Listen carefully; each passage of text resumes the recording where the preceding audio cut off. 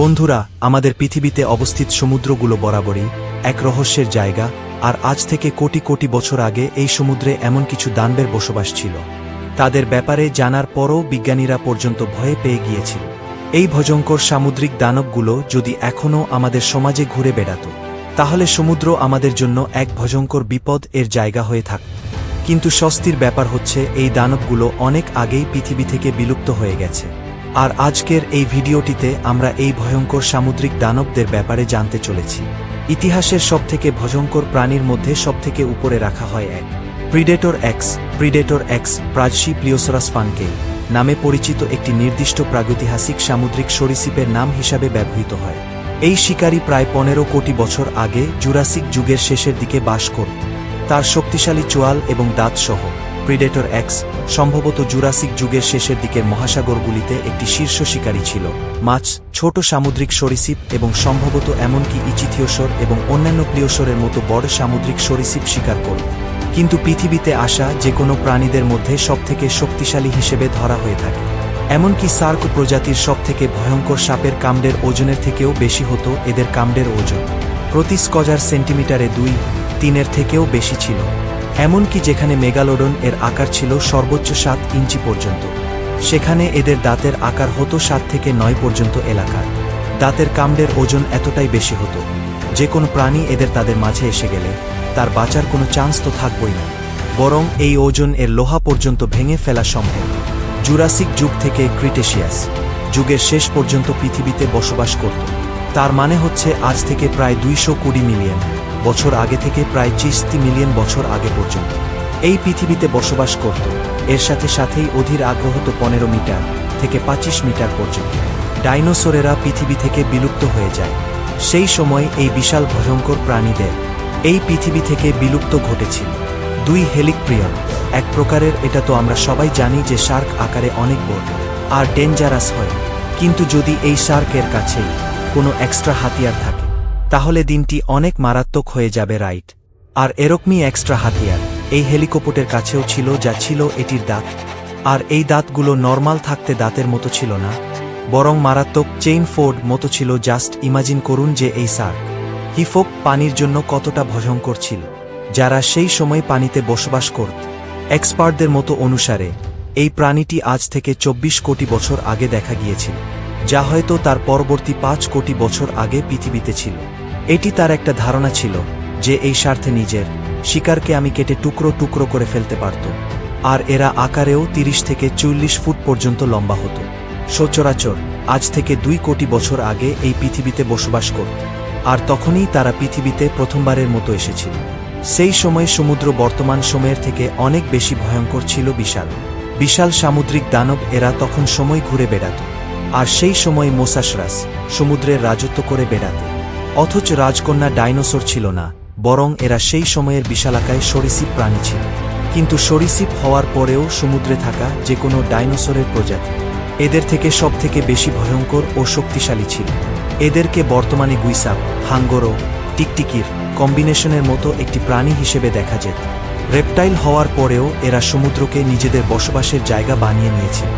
বিজ্ঞানীদের মতে এরা দেখতে অনেকটা গুইসাপের মতোই ছিল, কিন্তু এদের পায়ের জায়গায় মাছের মথুর ডাঙ্গা থাকত, আর এদের লেজের মতো হতো, যার থেকে বোঝা যায় যে এরা কতটা দ্রুত সাঁতার কাটতে পারত।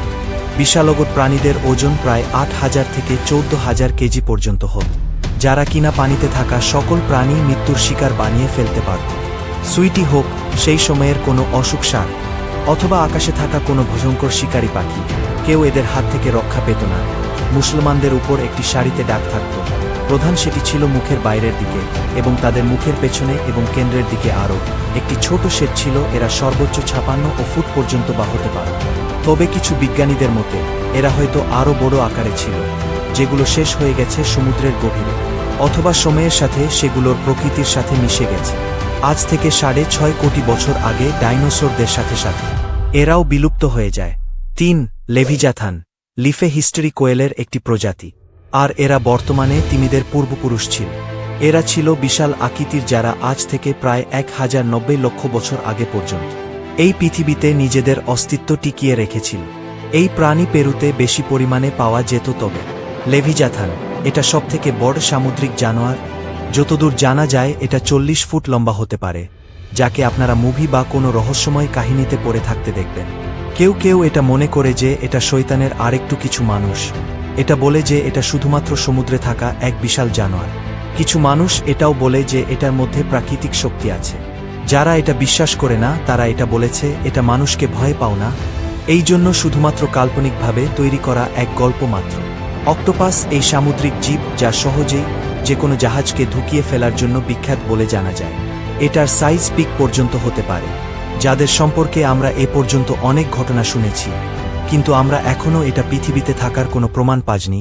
কিন্তু কিছু মানুষ এটা মনে করে যে এটা আমাদের পৃথিবীতে সত্যি বাস করে, কিন্তু কিছু বছর আগে পৃথিবী থেকে এটা বিলুপ্ত হয়ে যায়, যার শরীরের কিছু ধ্বংসাবশেষ সমুদ্রের কিনারে এখনও পাওয়া যায়, যা থেকে এটা বোঝা যায় যে এ ধরনের জীব কোনো একসময় পৃথিবীতে অবশ্যই ছিল। এর অস্তিত্ব পৃথিবীর অন্যান্য জায়গায় গুরুত্ব ছিল, আর এটা ছিল সেই সময়কার সমুদ্রের দান।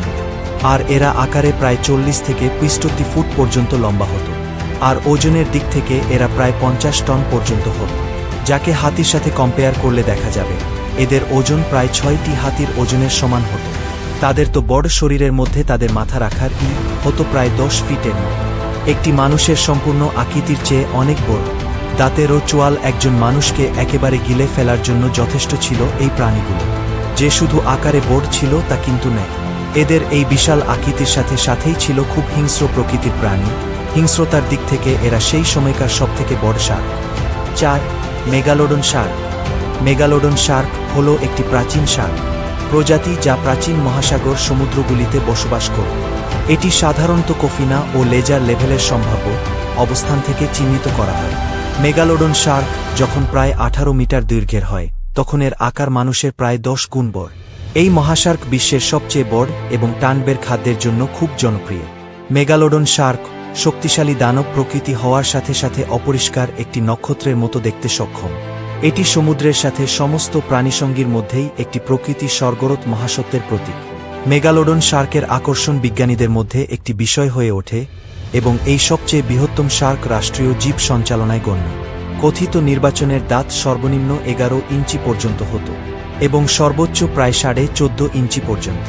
লম্বা হত্যাকারী হিসেবে যদি দেখা হয় তাহলে এইগুলোর একটি 2 লিটার পানির বোতল এর সমান আকৃতির ছিল, আর এই দাঁতগুলো পাশে প্রায় 4 থেকে 5 ইঞ্চি পর্যন্ত পুরো হতো।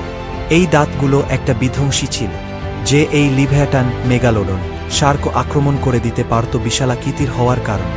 এদের অনেক পরিমাণে খাবারের প্রয়োজন, যার কারণে এরা ডলফিন সি এবং ছোট থেকে মাঝারি আকৃতির তিমিদের পর্যন্ত আক্রমণ করে খেয়ে ফেলত।